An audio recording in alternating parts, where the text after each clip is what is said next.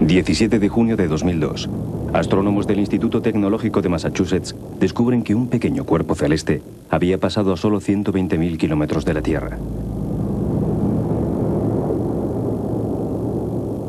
La roca tenía entre 50 y 120 metros de diámetro y viajaba a una velocidad de 38.000 kilómetros por hora. De haber chocado contra nuestro planeta, el desastre hubiera sido sencillamente devastador.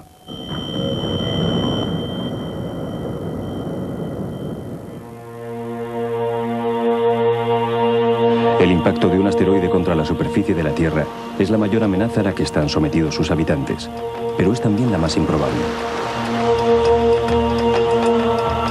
La violencia con la que se transforma el suelo que pisamos forma parte de su propia dinámica creadora.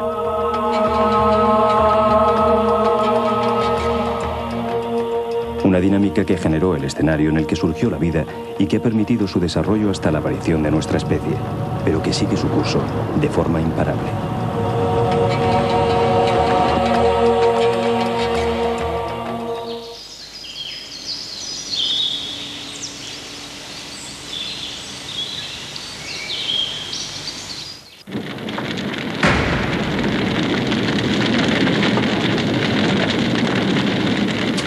...26 de agosto de 1883. El legendario volcán Krakatoa se manifiesta con tal furia que el mapa de la zona nunca volverá a ser igual.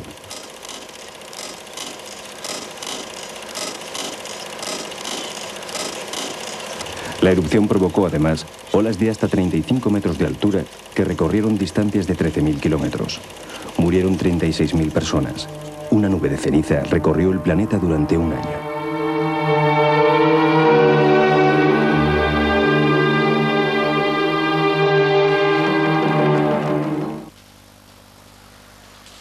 Este lago de Escocia se formó a lo largo de unos cuantos miles de años.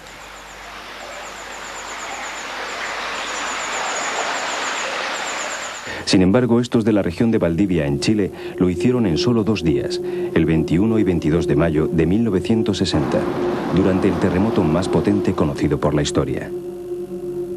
El seísmo registró una magnitud de 9,5 grados en la escala Richter. La furia de la Tierra movió montañas y trazó nuevos cauces para algunos ríos.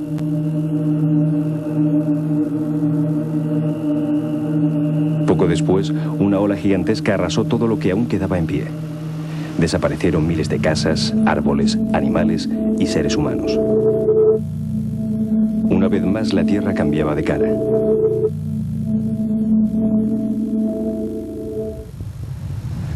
La violencia creativa del mundo supone una auténtica tragedia para los seres vivos. Pero al mismo tiempo genera nuevos caminos, nuevas formas de vida, nuevos hábitats. La Tierra es un mundo vivo.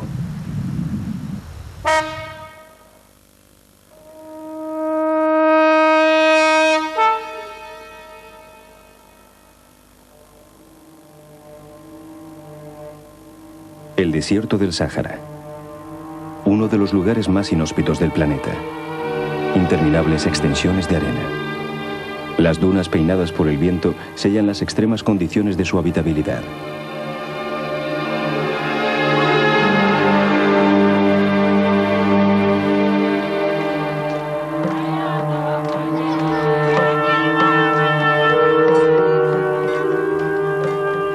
Pero no siempre fue así.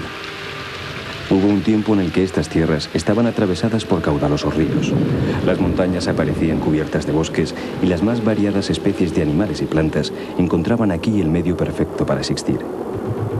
Este lugar era una selva rebosante de vida, pero de eso hace ya 200.000 años. Durante todo ese tiempo, la Tierra ha ido modelando con exquisita templanza otro paisaje, otro lienzo.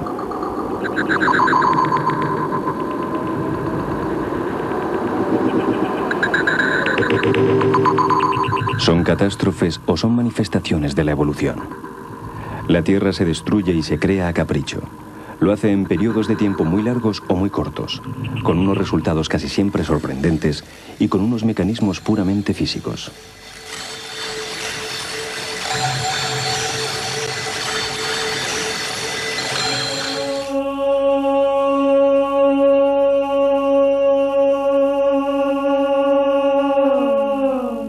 La interpretación humana del comportamiento de la Tierra no es unánime. Frente a los que desafían su inexorable rigor destructivo, se encuentran los que la conciben como un fabuloso sistema definido, en esencia, por su propia capacidad para evolucionar. Es la base de la controvertida hipótesis de Gaia.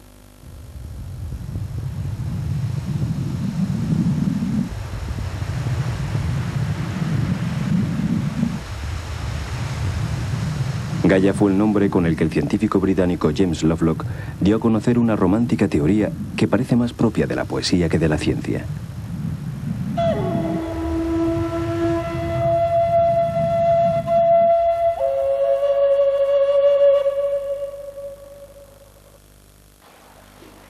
La figura que inspiró a Lovelock fue Gea, la diosa más antigua de la mitología griega. A partir de ella elaboró una metáfora en la que todo, el aire, los ríos, los océanos, las rocas y los seres vivos, se combinan en la más perfecta de las armonías para formar una entidad única.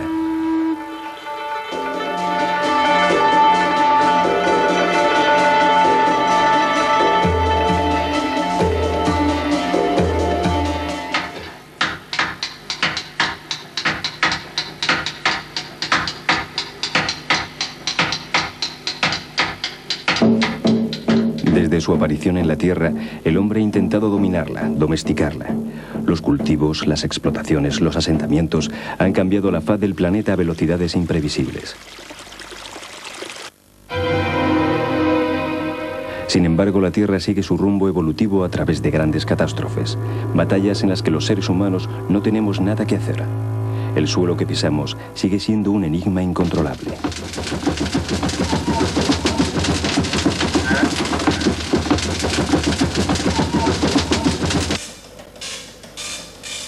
Hasta el momento nos hemos preocupado por crear medios para preservar nuestra seguridad ante los avatares naturales. Somos capaces de predecir parte del comportamiento de nuestra atmósfera y de prever la actividad volcánica. Llegará un momento aún lejano en el que dispongamos de medios para pronosticar movimientos sísmicos, aunque hoy por hoy resulte más práctico disponer de medios para intentar paliar sus efectos.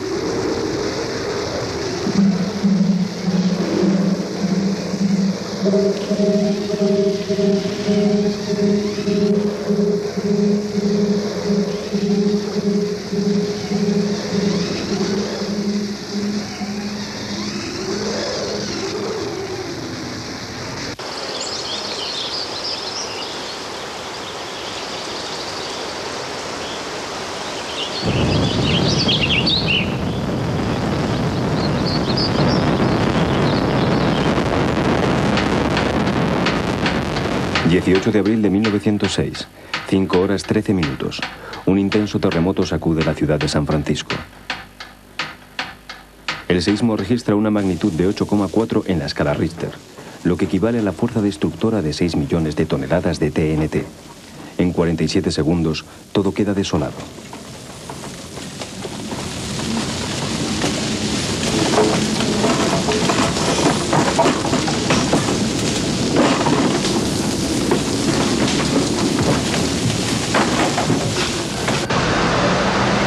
El 7 de octubre de 1989, San Francisco vuelve a temblar. Esta vez, la magnitud del seísmo es de 7,1 grados.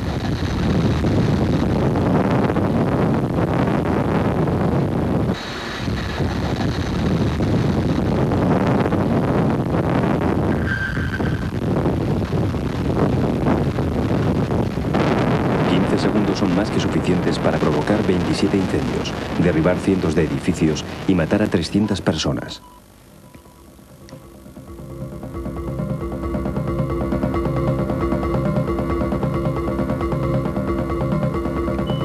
Cada año se producen en el mundo varios miles de temblores de tierra, la mayor parte en zonas despobladas. La población percibe solo unos cuantos. Aquí, en el National Earthquake Institute en Denver, se reciben datos sobre la actividad sísmica de todo el planeta. De entre todos los analizados, los seísmos capaces de producir daños en ciudades se cuentan por decenas. De estos, solo unos pocos causan grandes catástrofes.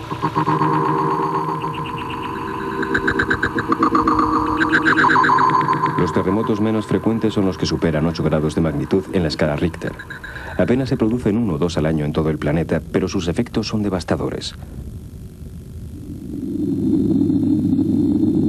La predicción detección de seísmos es uno de los mayores y más urgentes retos de la ciencia del siglo XXI.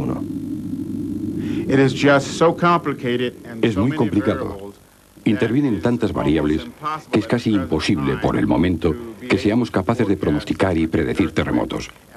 En los Estados Unidos hemos gastado mucho dinero porque pensamos que sería mejor trabajar en mitigar los efectos de los terremotos y ser capaces de construir edificios de modo que estos no se destruyan cuando se producen movimientos sísmicos.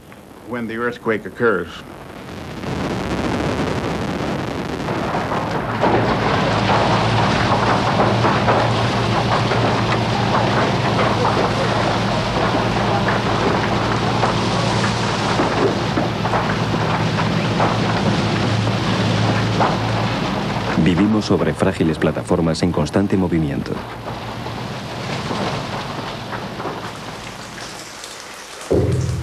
No es casualidad que la costa este de Sudamérica y el borde occidental del continente africano parezcan piezas separadas del mismo puzzle.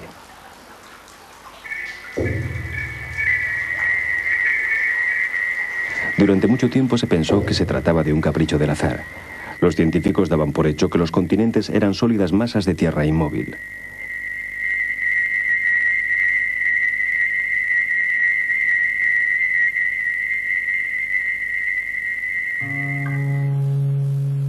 El alemán Alfred Wegener, en su teoría sobre la deriva de los continentes, fue el primero en afirmar lo contrario. Corría el año 1915. Wegener observó que las características geológicas de los continentes teóricamente separados eran muy parecidas. Por ejemplo, los montes Apalaches en el este norteamericano encajaban perfectamente con las Highlands escocesas. Se dio cuenta de que los estratos rocosos del sistema Karoo en Sudáfrica eran idénticos a los de las montañas de Santa Catalina en Brasil. Y encontró fósiles de plantas tropicales en la isla de Spitsbergen, junto al Círculo Polar Ártico.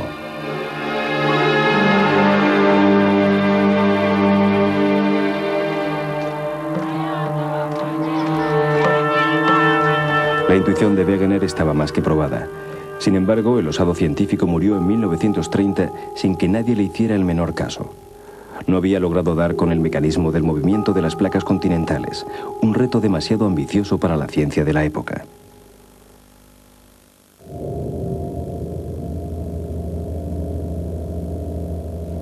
Hoy sabemos que efectivamente los continentes se han movido a lo largo de la historia de la Tierra, que se siguen desplazando en la actualidad y lo seguirán haciendo durante unos cuantos millones de años, incluso después de que la especie humana haya desaparecido del planeta.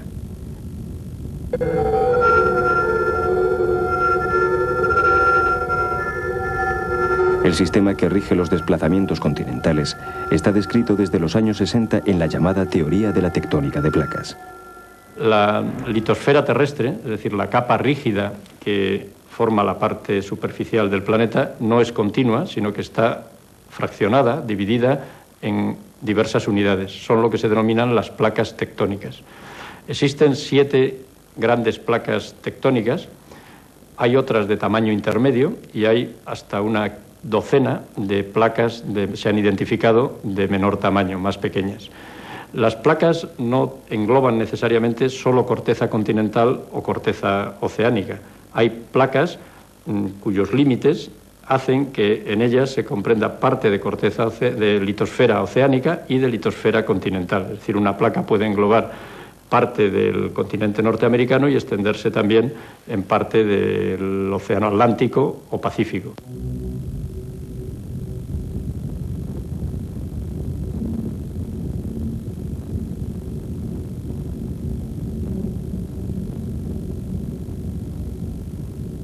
Hace 250 millones de años, las placas que conforman la litosfera se reunieron en un solo continente, conocido con el nombre de Pangea.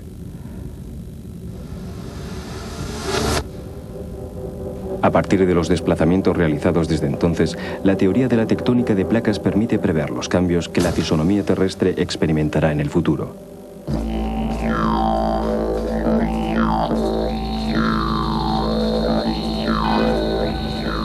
El mar Mediterráneo, por ejemplo, se estrechará hasta que Europa y África sean la misma tierra. África se dividirá en 2 continentes. Entre ellos se formará un océano. Australia se deslizará hasta unirse con el Extremo Oriente.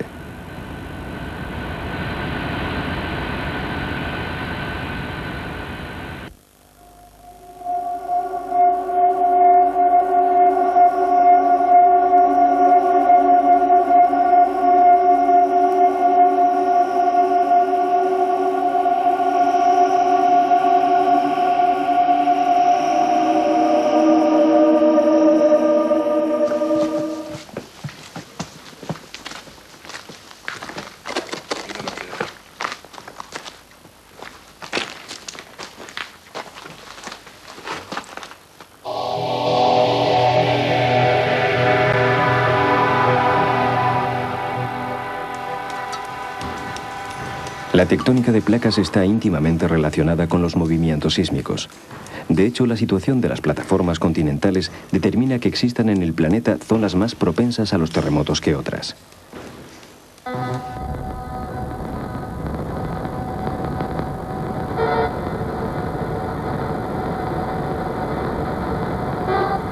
En el área conocida como Círculo Circumpacífico se libera el 80% de toda la energía sísmica que genera la Tierra.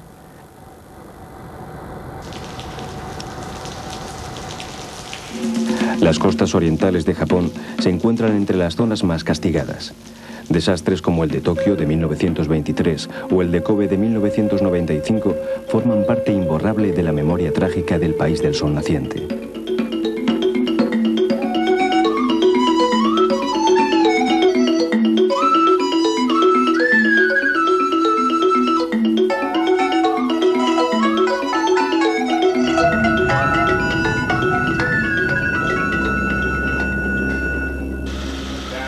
La actividad sísmica de la región de Kobe, 500 kilómetros al suroeste de Tokio, es una de las más controladas de Japón. La zona está cartografiada al milímetro y alberga sofisticados centros de seguimiento.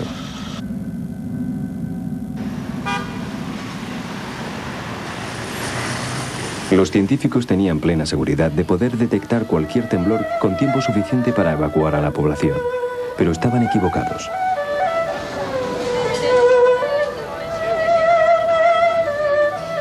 El 18 de enero de 1995 se celebraba en Kobe un importante encuentro entre sismólogos japoneses y norteamericanos. Mientras debatían sobre los modos de paliar los efectos de los seísmos, tuvo lugar el desastre.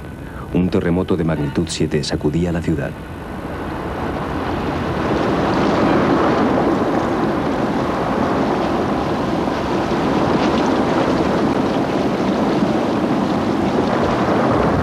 La catástrofe dejó casi 6.000 muertos, destruyó edificios, derribó puentes y desfiguró carreteras. El paso elevado del tren bala, símbolo de la ingeniería nipona, quedó destrozado por 9 puntos, a pesar de que había sido diseñado para soportar seísmos de magnitud superior. Los asistentes al Congreso de Sismología jamás hubieran imaginado que tendrían la desgracia de trabajar sobre la más real de las situaciones. Nosotros conocíamos que había mucha actividad, desplazamientos internos en toda la zona de Kobe y alrededores, pero ningún sistema pudo prever con claridad que eso iba a suceder en ese día, en ese momento exacto de 1995. Y nadie lo pudo prever, porque el Japón es una zona en la que hay continuamente muchos movimientos sísmicos. Así que es muy difícil determinar de alguna manera científica y exacta cuál de esos movimientos puede producir un terremoto como el que ocurrió aquel día.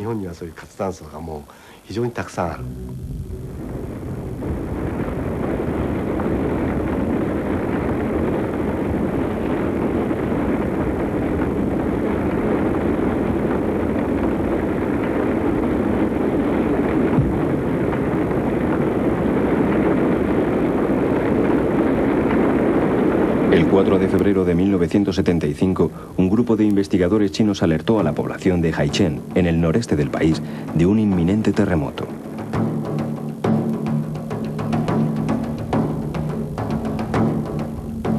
Tal como habían previsto, un seísmo de magnitud 7,3 asoló la ciudad 9 horas después.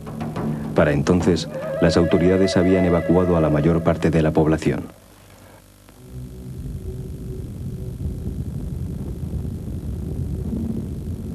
La catástrofe provocó 1.328 víctimas mortales, un pequeño porcentaje de los habitantes de la región. El sistema había funcionado. Sí, pudieron predecir un terremoto. Y la forma en que pudieron predecir ese terremoto fue la colocación de instrumentos alrededor del área en que pensaban que el terremoto se produciría.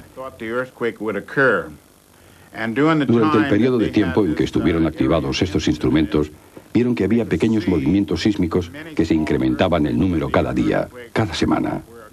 Entonces, analizaron esta información y dijeron: si esto continúa, tendremos un gran terremoto en este día en concreto. Así que pudieron predecir que tendría lugar el terremoto por la forma en que iba aumentando el número de pequeños seísmos. Pensaron, en este día, el ritmo de aumento de actividad producirá un gran seísmo. Predijeron el terremoto tan solo a través de su actividad precursora en el área.